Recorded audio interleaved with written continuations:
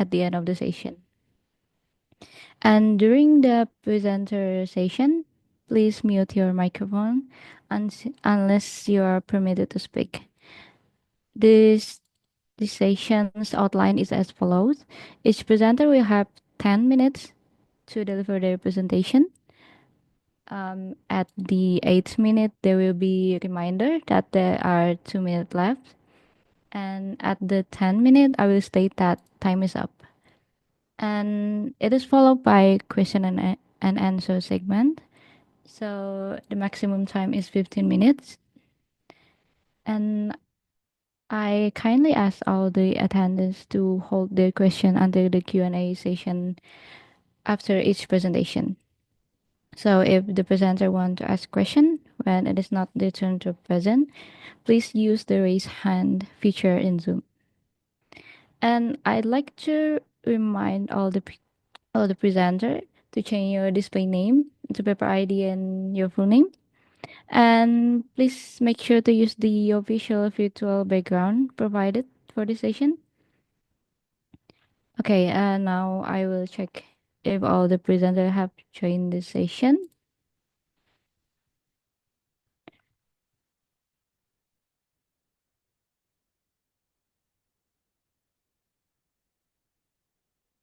Okay, I think we still have like 2 presenters that still not answer this room.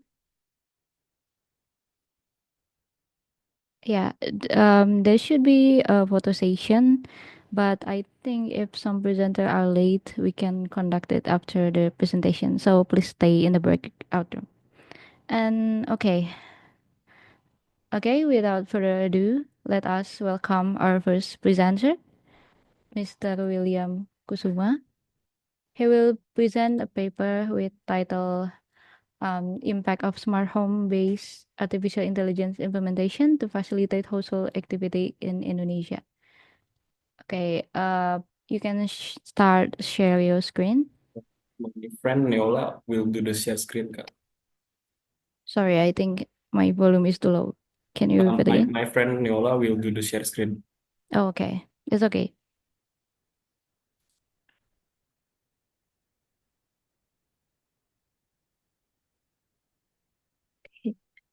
Um, okay, Susanna, are you ready with the timer and the screenshot? Okay. So, you have 10 minutes. Please proceed with your presentation. Okay, so good afternoon, everyone. We would like to begin by introducing ourselves. We are a group from Bina Nusantara University. My name is William Kusuma, and I joined by my team member Melina Andiana and Neola Diva. Today, I want to present our title about the impact of smart home-based artificial intelligence implementation to facilitate household activities in Indonesia. Next. Throughout this presentation, we will cover several key aspects of our study, including introduction, methodology, result, and conclusion. Next, for introduction, in the implementation of AI within household, it's designed to automatically manage daily activities, offering greater comfort to its residents. As technology continues to evolve, we are no longer limited to smartphones with advanced features, but are now embracing smart homes. These homes are equipped with intelligent systems that not only provide convenience, but also allow homeowners to control and manage their household remotely or automatically through internet connection. Smart home can assist residents in various aspects of daily life, including device control, alert notification, and user interaction. Next. This research aims to analyze the impact of AI implementation in home, focusing on its effect on the comfort of the occupant, whether positively or negatively. Our study explored 4 primary constructs that influence the adoption of smart home, such as ease of use, usefulness, hedonic motivation, and interactive visual information. Next. AI is a branch of computer science that enables machines to mimic human interaction with their environment by leveraging big data and algorithms. AI play a crucial role in enhancing efficiency across various fields, such as outcome prediction and decision-making. Using algorithm, AI is capable of performing intelligent tasks, including understanding human language, recognizing objects in image, and producing creative outputs. As AI continues to evolve, it's becoming increasingly complex and versatile in handling the diverse tasks. For home is not just a place of residence; it serves as a means of for family development and reflection of dignity on its occupants. Next, smart home. Smart home is a residence equipped with automation system controlled through a home controller. This technology leverages sensor, IoT, and AI to improve energy efficiency, enhance security, and elevate the overall quality of life for its residents. However, the adoption of smart home technology in Indonesia faces several challenges, like access to electricity and internet, while internet penetration reached 79.5% in 2024. A significant gap still exists between urban and rural areas. Next. This research adopt a quantitative resource approach, which involves collecting data, analyzing it, and interpreting the result through structured methods. Next. The study uses a structural hypothesis framework. As shown in diagram, the research examines the impact of four primary constructs on the implementation of smart home-based AI to facilitate daily host activities. For the first hypothesis, ease of use, is hypothesis to affect the implementation of smart home-based AI, making it more accessible and user-friendly for residents. The second hypothesis, usefulness, refer to how smart home AI enhance daily household activities and is expected to influence the implementation. For the third hypothesis, hedonic motivation, which is involved enjoyment or satisfaction derived from using the technology, is also hypothesized to impact its adoption. The fourth hypothesis, interactive visual information, is the ability of the system to provide engaging and effective visual information in another key factor influencing its implementation. Additionally, this research considers the role of age, gender, and user experience as moderating variables that may influence the relationship. Next. This study incorporates variables derived from the development of 2002 models, an extension of original unified theory of acceptance and use technology of models, the 2002 framework. The original UTAUT model focused on four main constructs. There's performance expectancy, effort expectancy, social influence, and facilitating condition. Here are the results of the data collection that we have done. Namely, the total of all respondents is 246, with the total of 204 smart home users, which are identified according to gender, age, and other. Next.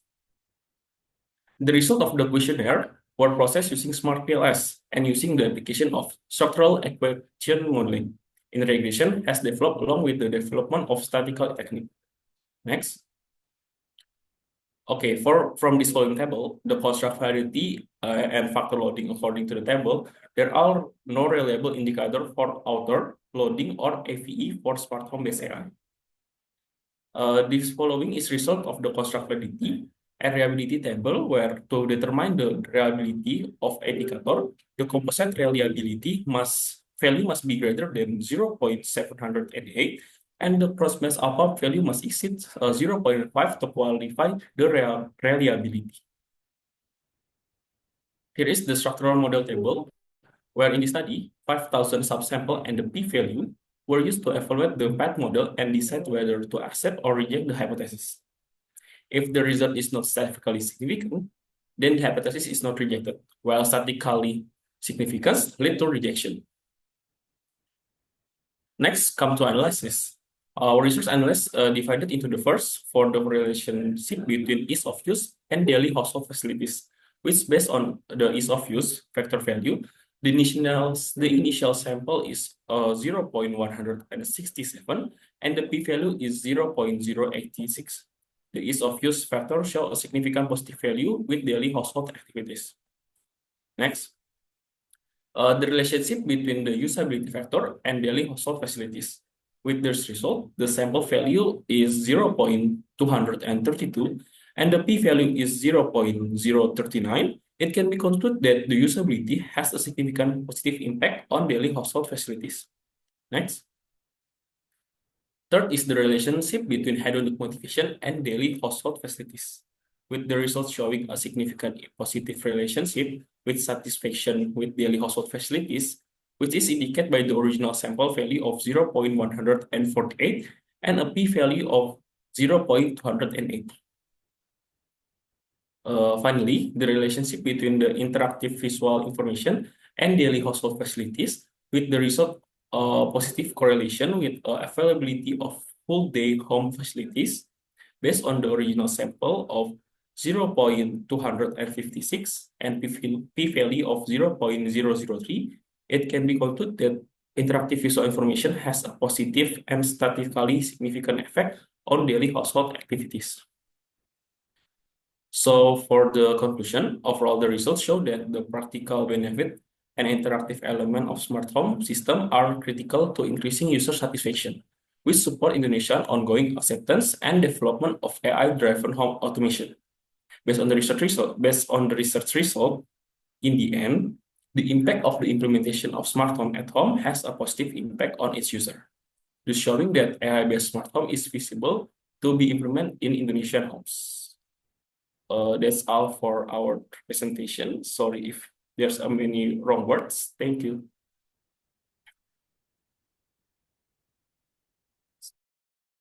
Okay, thank you very much for that insightful presentation. Okay, now let's move to the Q&A session. If anyone has something to ask, you can raise your hand using the Zoom feature.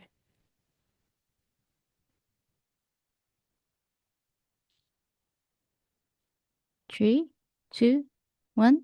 No question? Okay, then if there's no question, I will be the one that asks. Okay. I heard that you collect the data using questionnaire, right? And if Yes. so, what are the key aspects that were covered in the questionnaire? Or yeah, maybe can you can give example of the question, or like what are the topics that you asked to the respondent? The question in the format. Hello. Yes, The question in the form. yes. What do you ask to them? The question is like, does a user know about smart home system that based on AI? Uh, does user think that smart home based AI easy to use, or if the user never use it, does the user have does the user think to use it, Hmm. have ever think to use it, uh, Okay.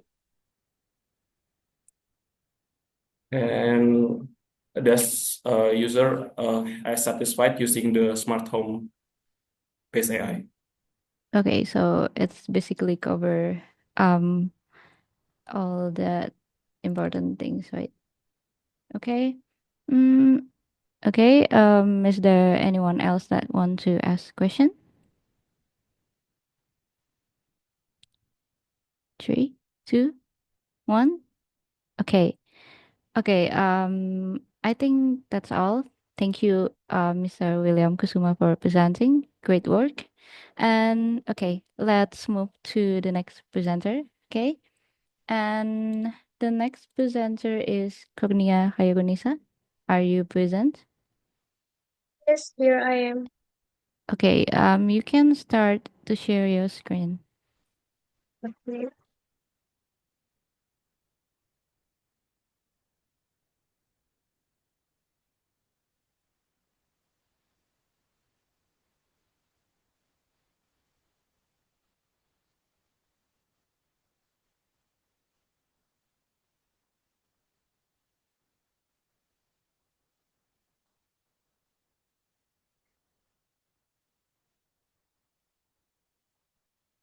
Okay, get ready with the timer.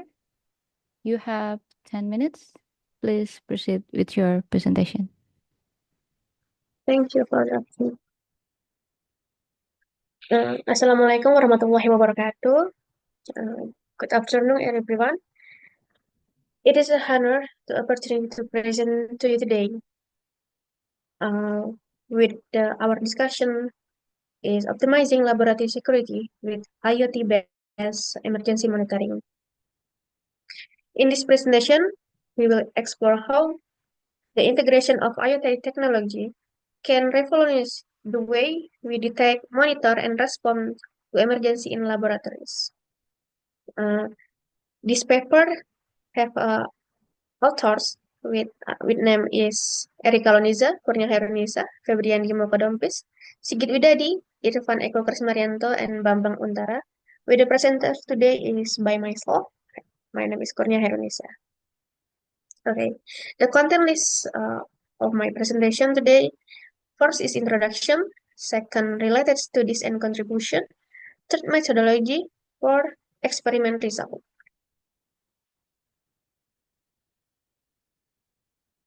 The emergency tower is a detection device intended to transmit disaster codes to entities capable of helping during emergency. It consists two main components. First is the detector tower and the management box. However, a prevalent difficulty in the field is the absence of management in the management box for situational oversight, necessitating remote monitoring to assess management. This issue necessitates an invention that can aid management and the local community in promptly addressing emergencies. Laboratories, particularly those engaged in essential research like transmission electron microscopy laboratories, necessitate vigilant oversight of potential hazards, including fires, gas leaks, and seismic events. Various IoT technologies, including Zigbee and LoRa-based systems, have been employed to oversee laboratory security. Zigbee, while energy efficient and capable of sustaining mesh network, is constrained by a very short range. Conversely, LoRa can cover extensive area but has constrained capacity, which impact data transfer velocity. Okay, in previous research, first by Nuriska et al., developing an emergency tower utilizing an application construct with Codular to oversee both inside and outdoor towers, featuring an emergency number link with WhatsApp. The second one from Nirja et al., research of simple remote ultrasonic-based personal emergency response system with ultrasonic method. The result of the studies reveal a low-cost and practical device to respond emergency situation. And then the third is from Sonjirana, prototype proposal for quick accident detection and response system with ultrasonic sensor. And the last one is Fahim Ahmad Khan, studied the impact of implementing novel automated blue activation system in hospital cardiac arrest use an alarm for a patient when in danger at hospital. However, a prevalent difficulty in the field is the absence of management in the management box for situational oversight, necessitating remote monitor to assess management. This issue necessitates an invention that can aid management and the local community in promptly addressing emergencies. This study established an emergency monitoring tower system utilizing the Internet of Things or IoT in conjunction with a mobile application to facilitate real-time monitoring of laboratory conditions. Contribution of this paper of this research is advance the creation of an IoT-based system designed for early hazard detection, expediting emergency response, and improving safety in laboratory settings. These findings are anticipated to be implemented on a broader scale for risk avoidance in diverse high mobility facilities. This is the methodology. From the figure illustrated then open application launch, the pre-configure starting program initialization. Subsequently, the program will be obtain data from Firebase, which will subsequently be decided by variables. This variable will distinguish the notification that will display in the event of an emergency. Following variable identification, the subsequent stage is value identification, which will ascertain whether the event occurred recently or 10 seconds prior. When the occurred data register a value of 1, notification will be triggered, otherwise it will detect smoke data. When the smoke data registers a value of 1, the notification will be triggered, otherwise it will ascertain the temperature level. If the temperature is equal to or exceed 15 degrees of Celsius, a notification will be active. Otherwise, it will process the seismic data. When the code blue reaches a value of 1, a notification will be tripped. Otherwise, it will revert to receiving data from the management box. Subsequently, when the notification is active, the program will be obtain data from the management box. If the management box indicates a value of 1, it will disable the notification in the application. The program will process in emitting the notice until it obtains a value of 1. The testing was performed to assess the system capability to identify emergency situation and transmit message instantaneously. Temperature, smoke, and seismic sensor were installed on pre-level of the transmission electron-microscopy laboratory at Universitas Muhammadiyah Yogyakarta.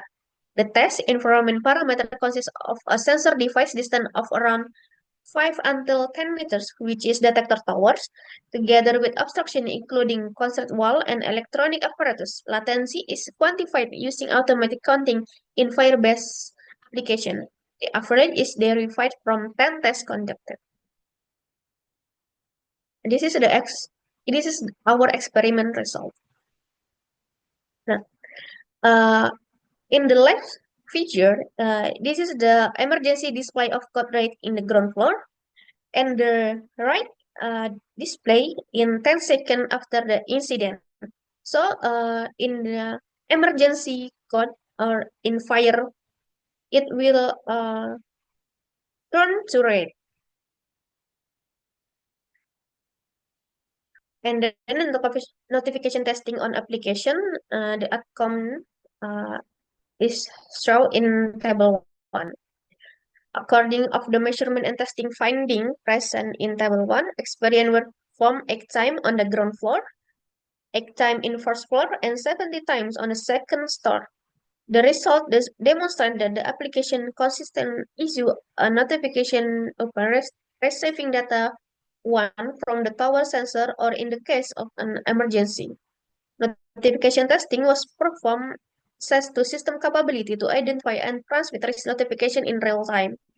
The test were scenario that include various combination of signal from temperature, smoke, and earthquake sensor. In addition to the code blue emergency button, the acquired data indicate that the program effectively dispatch notification whenever the sensor data identify an emergency condition. It's illustrated in the table. This illustrates the system dependability in handling emergency data for every test scenario. And then this is the application delay in receiving data. Delay in data transmission denotes the duration necessary for data to transfer from the transmitter to receiver, namely from the tower detection to the application. This may happen in difficult circumstances such as computer network, communication system, or information transfer via the internet. The delay testing approach is utilizing a timer to measure the application response time during an emergency. So, according to the test finding present in table 2, the application will provide a notification time of 2058.6 milliseconds when the code blue transmit data. Subsequently, when the seismic sensor transmit data, the application will compute an average notification time of 763 milliseconds. Subsequently, upon receiving data from the smoke sensor, the application will compute an average notification time of 240, Can you go to 19.7. the conclusion, please? Oh, okay. Okay, the conclusion is the study test result indicate that during an emergency, the application can notify Android user and receiving data at a average speed of 1060.75 milliseconds. The velocity of information the transmission will fluctuate based on the device and internet speed employed. Future study should focus on fixing latency. That's all my presentation. Thank you. Okay, thank you very much for the insightful presentation. And sorry, I had to cut your presentation because the time is not enough. Okay, and now let's move to the Q&A session. If any of you has any question, you can raise your hand using Zoom feature. 3, 2, 1. Okay, no question. Then it will be my duty to ask you a question. Okay. So, can your system handle the multiple emergency happening at the same time? Okay, thank you for the question. From the experiment, I think uh, it can manage many situations such as like my explanation before, like earthquake, smoke, even high temperature or fireworks. Okay, And and oh, continue, please. yeah, and maybe in code blue in situation is in emergency health disaster, maybe heart attack or such other. I think it can manage it. Okay, like for example, there is fire and earthquake, so it will Yes, send notification, right? yes. And which notification come first, or yeah, it just happen at the same time, the notification. Uh, Sorry, can you repeat? My connection is Oh, uh, okay. have a trouble thing. If for example there is earthquake and fire at the same time, what will we get as the user? Uh, what notification that we will get? Ah, I see. Okay. The notification can in application by oh, the application is handled by the security. Nah, in that application, it have like what in Indonesia is nada getar, you know, Oh, like vibration. that. Oh yes, vibration. I'm sorry, like a vibration and the pop-up notification in Android. Okay, like I mean, like if there is fire and earthquake, will we Yes. get the earthquake notification or fire notification or both at the same time? Like which one come first? Oh, I think Do you have like where scale of priority? um uh, in where the sensor is uh where is the sensor detect first? Oh, I see. Okay, so it depends on the occurrence of the events, right? Yeah. Okay. I think that's all for me for the question. And I think we have 1 minute left. I don't think it is enough for another question. So can we move to another presenter? And thank you, Miss Kurnia. Okay, Yeah. the next presenter is, sorry, Mr. Wicaksono, which will be um represented by Diva. Okay. Okay, you can start to share your screen now. Okay, a minute.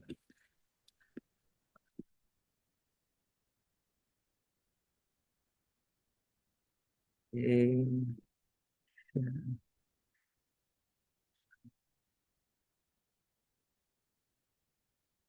Can you see my screen share?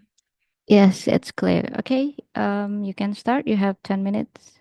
Time is yours. Okay. So hello everyone. We are from University of Gajah Mada, and we will presenting on edge device optimization using multiple classification methods for a cat and dog audio classifier. Our team consists of Wicaksono, Dwi, Fatin, and Dia. Okay, so our motivation on edge device implementation is to identification on cat and dog data. And for the methodology, we are deploying using machine learning based model and CNN model. So and with various preprocessing, and that is our experiments. And later I will explain to you. And the experiment analysis to explain the advantages of each results of ours, and the conclusion and practical usage. We will explain our conclusion also. So we will start with the Internet of Things. Involves embedding computational capabilities into modular actuators and sensors, right?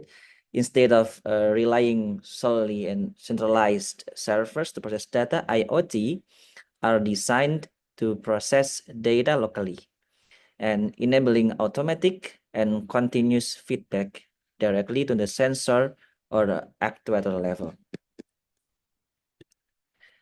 And for audio identification in machine learning is the process of transforming acoustic data into patterns that can be analyzed using statistical models or deep learning based models to convert acoustic data into numeric data.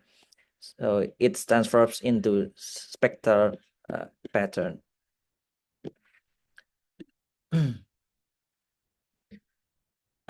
Okay, so those are related works for this study. And a recent study highlight the feasibility of audio identification using AI through various applications, including like bioacoustic classification, bird sound classification, dog sound classification, domestic violence monitoring. These implements demonstrate that audio identification has a lot of practical usage. Thus, it's good for on-edge device implementation.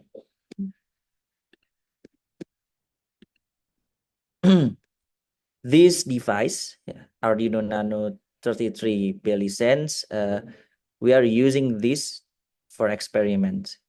It has 1 megabyte of flash memory, 256 kilobyte of RAM. These constraints can be managed with the power management strategies and external power. So we utilize 2 types of models for audio identification. Firstly, with traditional model, use statistical features like mean and standard deviation, and extract features including MFCC, chroma frequencies, spectral contrast, and spectral centroid. And for classifiers, we are just using random forest, gradient boosting, and SVM. In other side, we were experimenting with a CNN-based model, and we are using incorporates 3 preprocessing technique like MFCC, MFE, and spectrogram. Those features are then feed into CNN. So this is what we are what the point that we said optimization. So we use affine quantization and serialization, changing 64-bit float to 80-bit integers. We use ONNX runtime, TensorFlow Lite, and H impulse. So we use ONNX runtime to develop the pipeline for traditional machine learning. Then we use TensorFlow for a CNN model, and H impulse to simulate Arduino. So that's make the model more efficient because just have 8-bit integers. And if you see x is average of frequency, x-axis, and y-axis is length of data, and we can see that cat tends to have shorter audio, but have higher frequencies. In otherwise, dogs dominates lower frequencies but longer audio. So for a result, performance shown on this table, and so the accuracy for MFE achieved the highest accuracy, 95.2%, followed by MFCC. It's for like a pre-processing method, and pre-processing and NCNN method, and random forest have 93%. And but spectrogram performed the lowest in terms of accuracy. But for inference time, MFCC had the fastest inference time, just 3 milliseconds, and spectrogram required the most time, like 17 microsecond. And for the resource usage, RAM for RAM, MFCC is the most efficient. Okay, while SVM use the most not efficient, that use 37 kilobyte, and for flash, SVM had the smallest footprint, while spectrogram required the most, like 33 kilobyte. So MFE provides the best accuracy, but a higher inference time and resource cost compared to MFCC. MFCC offers a balance between accuracy and inference. Accuracy is still good, it's a second one, but inference speed is the fastest inference speed, and resource usage is the lowest resource usage. So MFCC have a balance between accuracy, inference, and resource usage. SVM has very higher RAM demand, and etc. So in conclusion, MFCC, yeah, like I said before, is the optimal choice for practical applications. And because MFCC have a balanced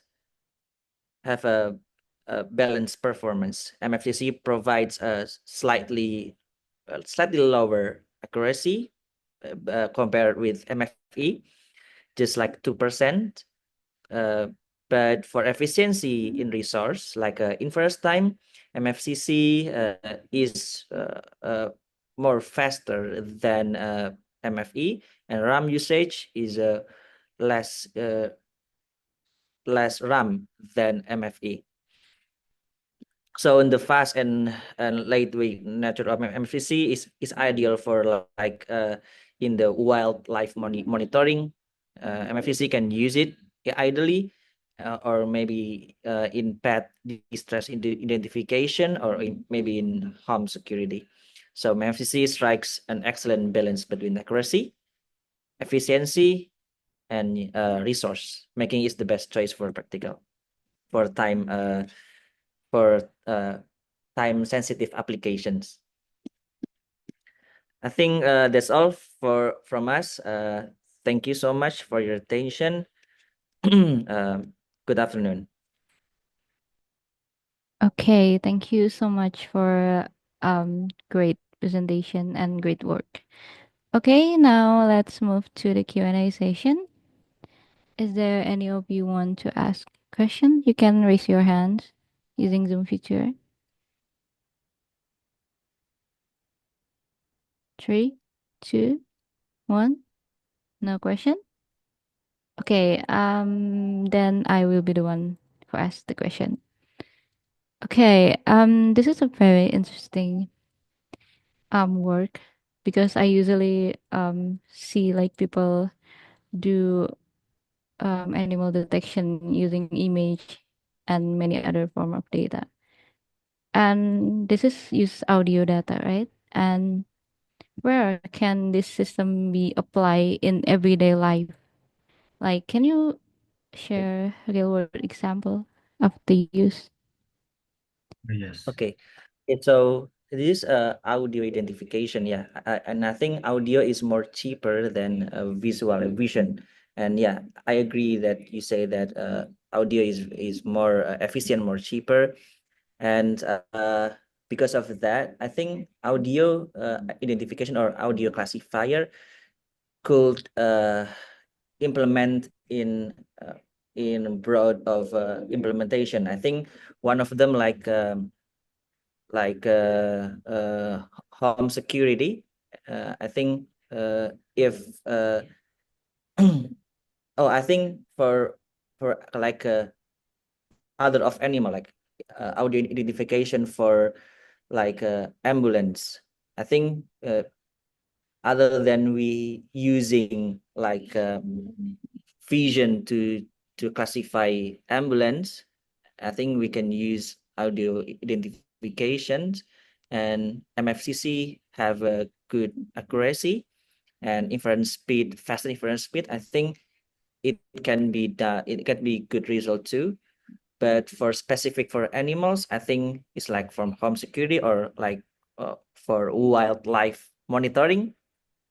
I think wildlife have to be real time, and if and very very broad. So if we are using like a camera, it will be costly. But if we are using just Okay, okay. Arduino, it will be more efficient to monitoring wildlife. Okay. May I Oh, add something? yes, you My can. Yeah. friend will Okay. For the home implementation, maybe it could be applied or implemented into like home security. So you have multiple actuators and sensors throughout the home to notify the user that someone is there. Maybe one home we can implement this rather than using camera, which is very costly. This can really cut costs for not only home, maybe public facility like library and such. Okay. Okay, thank you for your answer. And I think I just remember something like there is cat language translator or something like that. I have heard of that. Maybe that could be the implementation also, right? It's Okay. possible, but we need a bigger model for that, such as Yeah. transformer and yeah. So Yeah. it's maybe not feasible for edge device, but it's possible Mm. if you want to apply it in mobile device. Mm. Okay, okay. Thank you for your answer and thank you for your presentation. Okay, now we can move to the next presenter. Okay, the next presenter is Mr. Valentino Setiawan. Yes, I'm here. Okay, the title is H2 Distillbird Fine-tuning Distillbird for Multi-class Classification Network Packet Attacks. Okay, you can start to share your screen. Give me a second. Okay.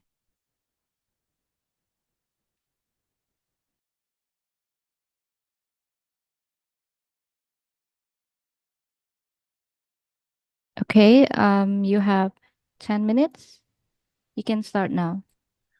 Okay, good afternoon, everyone. My name is Valentus and we are from Bina Nusantara University or Binus University. My name is Valentus and also my guide Ben Fano Suito.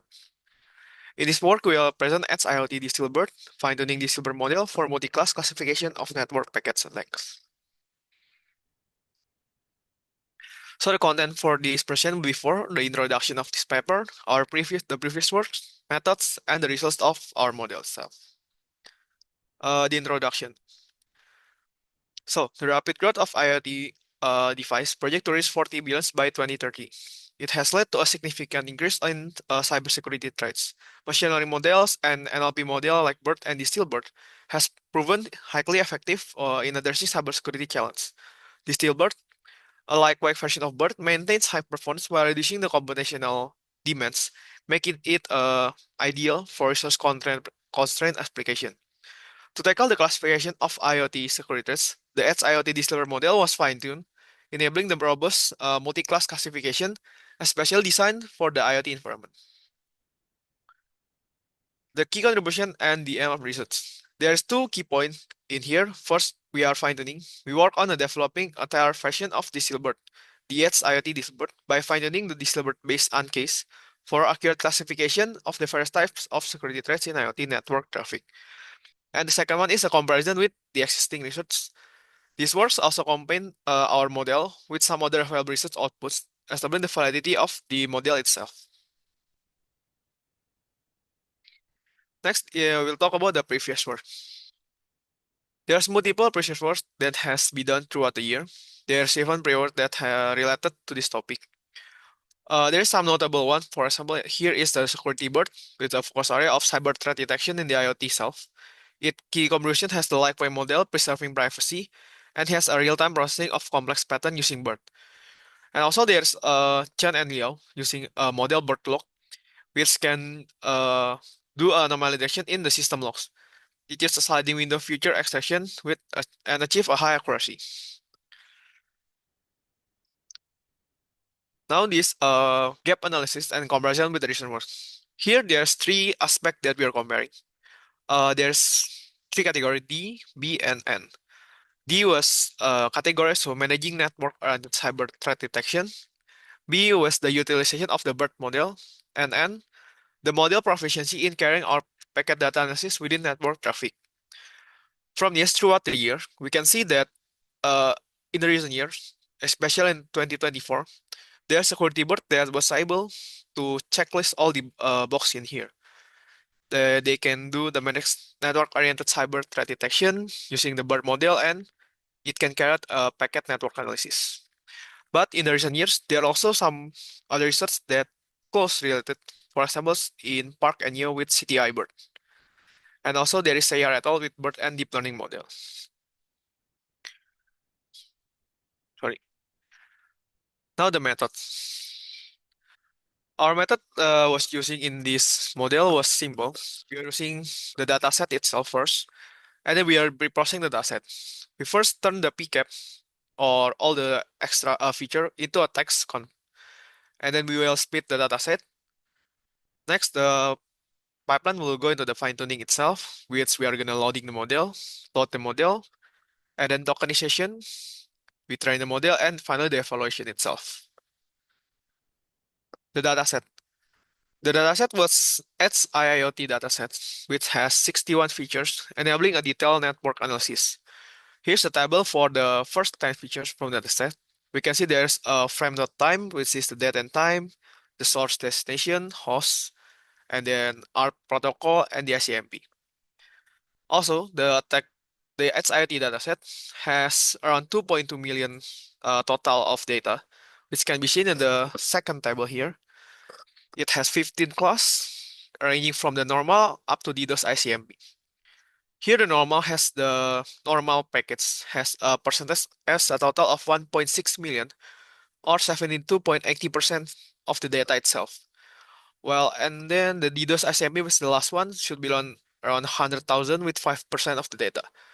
The total of combining of the data has the result of 2.2 million. The next is the pre-processing itself. We convert all the raw PCAPs to human-readable text. For instance, the packet information such as timestamps and the source and destination IP will be translated into sentences like at timestamp 1234, the source IP XXX communicated with destination IP XX. And then the labels will map into integers, and the dataset was split into two, 80-20 split and the 70-30 split. In this split, we make sure that each class had its data both in train and the eval dataset, making sure the model learned the pattern from its data itself. Next, the fine-tuning model. The fine-tuning of the Asty involves three key steps. First, the pretend. We are loading the Distilbert based uncase was adjusted to 415 to classify or each label of the attack. And then tokenization, the text data was tokenized into subwords and padded for efficient batch processing and the training itself. The training will perform in one epoch with a wake of 0.005 to prevent the overfitting. The model effectiveness was validated on a separate dataset. And here's the evaluation. The evaluation was consist of 6: precision, recall, F1 score, accuracy, macro, and weighted average. Next, we're going to talk about the result. Now, the result of this result can be seen in here. There's 80-20 split and 70-30 split, or basically there's two comparison here. In the 80-20 split, it achieved a nearly perfect classification across all the classes. It indicates a strong generalization for real-world application. And for the 70-30 split, it also maintained a high accuracy, demonstrating the model more robustness with the reduced training data. On the whole, the model performance on 70-30 split of the dataset is close enough compared to the 80-20, thus further reassuring the robustness and the generalization of the model itself. Next, we are going to talk about the confusion matrix from both of the split. As we can see here, the confusion matrix has slightly more misclassification due to the difference in the training and the test evaluation set itself. In some class, for example, like MITM, uploading and isomer, the confusion matrix has lower percentage compared to the other split. This slight difference is expected because the training set is smaller. This confusion matrix can also further enhance the result that the disilbert based on case robustness in classifying the network packets. And finally, this is the comparison of our model with the existing model. Our model, which is the SIoT Disilbert, it outperformed the security bird and the other model that has been throughout the year, nearly achieving a perfect accuracy of 99.99%. Here you can see that throughout the year, especially from 2022 with Ferrac et al., and up to 2024, which also been the work of Ferrac, it show a difference around 40-ish%, making sure our model is capable of detecting the edge IoT datasets. And the conclusion. The conclusion is the SIoT Disilbert model was fine-tuned for a multi-class classification using the edge IoT datasets. It achieved a 99.99% accuracy, demonstrating an exceptional performance. It also showcased the robustness across various dataset splits with 820 and 7030. And it also shows the power by using the imbalanced class distribution, which can be seen at the dataset with 70% of it having a normal packets.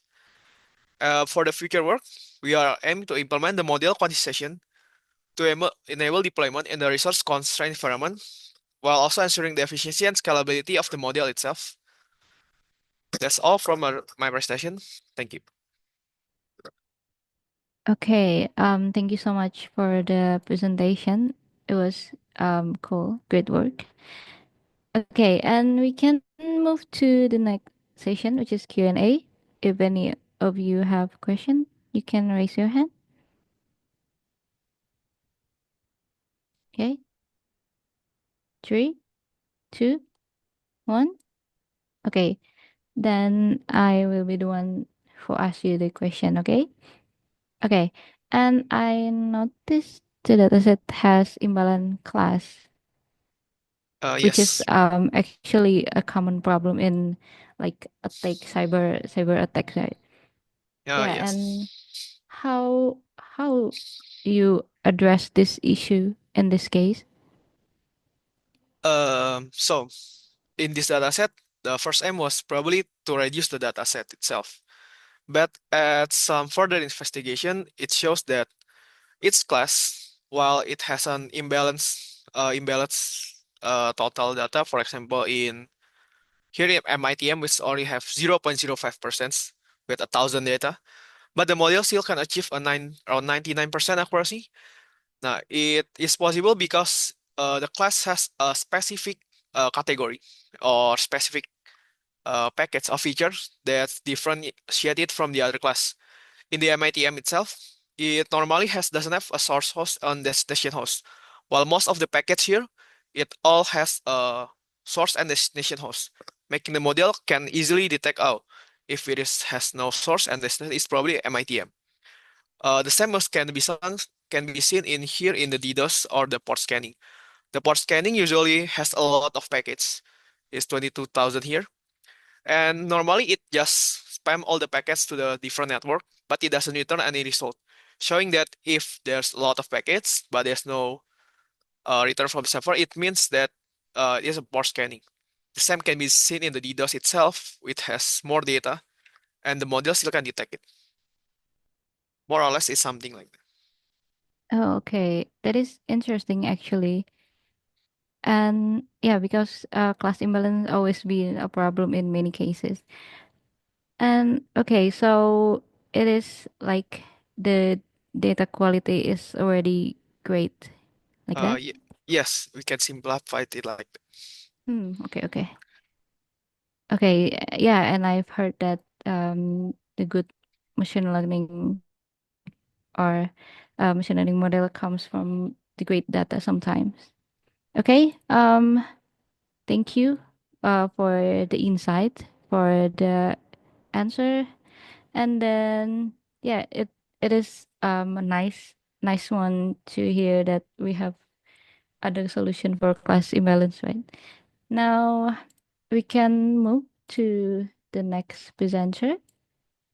The last but not least, I heard that the presenter is changed yet from. So the presenter is Mr. RJ Alba. Okay. Yes, that's You, right. yeah, you can start to share your screen now. Okay. Can you hear me well? Yes, I can hear you clearly. Very much. And okay, so my name is RJ Alba and I'm from Bulacan State University and Mapua University here in the Philippines. Together with me in this study are Dr. Jocelyn Villaverde, Dr. Jovita Domingo, Dr. Dennis Aguirre, and Dr. Amor Lacara. And it is our honor to present to you our work entitled Optimized Flaps-Aware Knowledge Distillation for Tiny Machine Learning Applications in Agriculture. So for the introduction, artificial intelligence has become the cornerstone for many intelligent systems, and that includes smart farming. We see many AI models used in yield prediction, in water irrigation, in plant disease and plant pest management and detection, among others. And in the backbone of this many smart application is the deep neural network. Now we have a connotation in machine learning that the deeper the model or the bigger the model, the better it is. So, however, we found some challenge in application or in deploying deep neural networks on edge devices. That is why let me now discuss the comparison between a deeper neural network and a shallow neural network. So a deeper neural network has a higher accuracy, which is a positive indicator. However, its training time is also higher and the computational cost is also higher. And being said so, the memory footprint is so big, so usually we deployed this kind of models on cloud environment. On the other hand, a shallower neural networks or the predecessors usually has a lower computational cost, which is good, and a lower training time, but of course at the expense of a lower accuracy. But being light, they can be as easily deployed on an edge device. So in a high-stake application like agriculture, what we want is to have a higher accuracy and low computational cost and training time that can be deployed on edge devices, especially in developing countries where in remote areas, the internet connectivity is a big challenge or problem. And because of this, many researchers had focused their attention on model compression techniques. Like we have, for example, the pruning technique, which was introduced in 1989. But the problem with the pruning technique is it is also associated with a reduced accuracy in the model's performance. Likewise, the quantization also is also capable of making a big model light, but it also reduces the accuracy of the model. On the other hand, in 2015, Google introduced the knowledge distillation technique. And this is a different one approach because in the knowledge distillation, the accuracy of the model is actually increased. So it is our motivation to combine this three compression technique to optimize a model that can be deployed on an edge device. Also, other motivation that we are looking into it in our study is the overlapping between the machine learning and embedded system, which is now known as the tiny machine learning. The characteristics of tiny machine learning is low latency, low power consumption, low bandwidth, and a private and secure data. In this case, in our study, while it is a work in progress, our goal here is to demonstrate a low latency and low power consumption tiny machine learning. So to summarize the gap that we want to address, most of the intelligent models nowadays are computationally expensive, and embedding them on edge device is not feasible. And also, while many researchers had used quantization and pruning technique to optimize the model, but unfortunately, it also decreases the model's accuracy. And so our objective in this study is to deploy a model in an edge device using the concept of tiny machine learning, and we will be using knowledge distillation, pruning, and quantization in our methodology. Specifically, we develop in this study the flaps-aware knowledge distillation model, and then the model, and then the student model where we distill the knowledge from a teacher, we will apply pruning and quantization. Then we deployed it to a general computer, Raspberry Pi 4B and ESP32, and finally we evaluate the performance of this optimized model. So here in the methodology, I am showing to you the architecture of the flaps-aware knowledge distillation model that we introduced. So basically, we will be using the plant village dataset to train our teacher network and the student network. In this study, the teacher network that we use is ResNet 50, and the student network that we use is MobileNet V2. So our goal is to actually transfer the knowledge of the teacher to the student network using the intermediate features of the teacher. So we basically measure the difference between the teacher between the intermediate feature of the teacher and the student model. But in this case, we introduce the flaps of the student as part of the regularization term for the loss function between the difference between the intermediate feature of the teacher and the student model. Also, we incorporated the supervised loss or the cross entropy loss between the logits of the student and the ground truth. Then finally, we combine this, so the total loss of this model is shown given by this equation. So what we do now is we minimize this loss by changing the parameter of the student network. And once the requirement were satisfied, our next step is to further optimize this model using quantization and pruning, or using first the pruning technique and then quantization technique. In pruning, we use the structured neuron pruning, and in quantization, we use the 4-bit integer quantization technique. So for the results and discussion, let me first discuss the baseline performance of the student model and the teacher model. If you can see, the performance of the ResNet 50 is higher than the MobileNet V2, and because of that, of course, ResNet 50 and MobileNet V2 are both good candidates for this study, because basically, again, what we want to do is to transfer some knowledge from ResNet 50 going to MobileNet V2. Next, in this table, we are showing to you the performance of MobileNet V2 across optimization stage. So without optimization, the test accuracy is 92.77%, and the number of parameters and flaps of the model are 2.27 million and 321 million respectively. After applying the knowledge distillation using flaps-aware ICADEIS, we were able to increase the accuracy of the MobileNet V2 to 96.55%. But still, since we are not altering the architecture of MobileNet V2, we still have 2.27 million and 325 million for parameters and the flaps. But after applying pruning and quantization, of course, it is expected that the test accuracy will be reduced. So it is now 90.15%. And also the parameters and flaps are now 0.20 million and 3 million respectively. I haven't included it in our presentation, but without pruning and quantization, without applying knowledge distillation, the model's performance dropped to around 83%. So it is very important that we first do a knowledge distillation before we prune and quantize a model.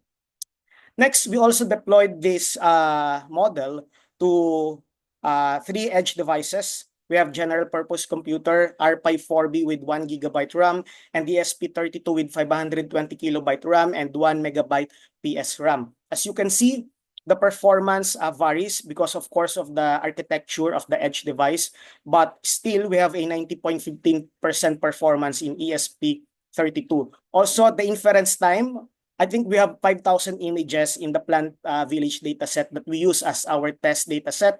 And we have 11 seconds to complete for the general purpose computer, 45 for R5-4B, and 325 seconds for ESP32, or that is around 60 milliseconds. Also, I am showing you here the power consumption of the edge device during the inference time, but I think this diagram is much more better. So we can see here that the ESP32 edge device, which is a good candidate for tiny machine learning, is the best option if we want to consider a low power device. To conclude, we were able to develop the FAKD and was able to improve the capacity or the performance of the student by 3.78%. We are also able to optimize the model by using quantization and pruning technique. And the final performance is 90.15%. The average power consumption in the ESP32 is 180 milliwatts with a inference time of 59.85 milliseconds per image. And for our future work, we are planning to use ultra-low bit quantization, such as 2-bit integer in our next study. And of course, we would like to deploy this in a real-world scenario. Finally, we would like to thank Sharka for funding our study. Thank you very much. Okay, thank you very much. That is a great presentation and great work. Okay, we can move to the Q&A session. Is there any of you want to ask something?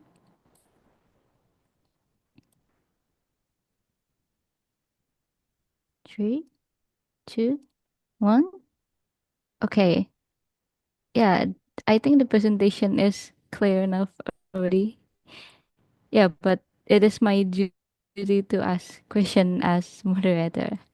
Okay. And for real world application, um, how would you implement this, and what challenge that maybe arise, um, when we apply this in a real world case? Yeah, actually, we are now establishing a greenhouse in our backyard to implement and experiment on this project. So basically, at our initial stage for implementation is just to deploy 4 cameras in a greenhouse. So Sharka will be providing us, I guess, with the necessary support to induce plant disease in the farm that we will be going to establish, just to demonstrate how this flaps aware knowledge distillation can be applied in the tiny machine learning environment. So that's what we're doing right now. Okay, and any difficulties in the implementation or obstacle? Yeah, I think one obstacle is because, all the members for this study are all engineers. And so we really are looking for a consultant like from Sharka who will really help us if the model is accurately detecting the disease in the actual implementation. But for this one, which is purely experimental, we use plant village dataset, so there's no problem at all when it comes to confirming if the disease is, if the detection of the model is correct or wrong. But of course, in the future study, we are seeking to have someone specialist in the field of agriculture in our team. Okay. Okay, thank you so much. That Thank you is very much. great work. It looks like something that it's done in several years. Yeah. Okay. Yeah, I think all the presenter have already presented, and thank you so much for all of your insight. And we can move to the photo session. For all presenter, please open your camera. This is for documentation, like for the proof that you are presented here. like beside the recording, we also need pictures. Okay. The operator, are you ready?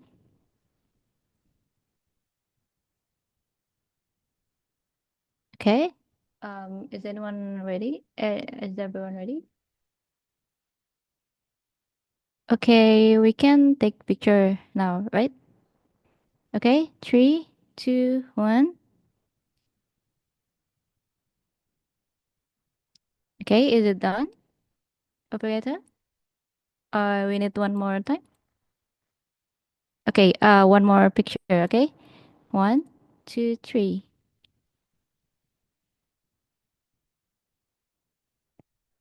Okay, I think it's already um done, and we finished earlier than the schedule, I guess. Okay, so again, thank you so much for all your insight or your presentation, and this concludes this parallel session. And I would like to thank to all presenter for the contribution, and also I would like to extend my gratitude to the participant for engagement and for the question. And we hope this session has been informative and inspiring. Okay, and I think there is still a more session in this conference, so please stay still and enjoy the conference. And I sincerely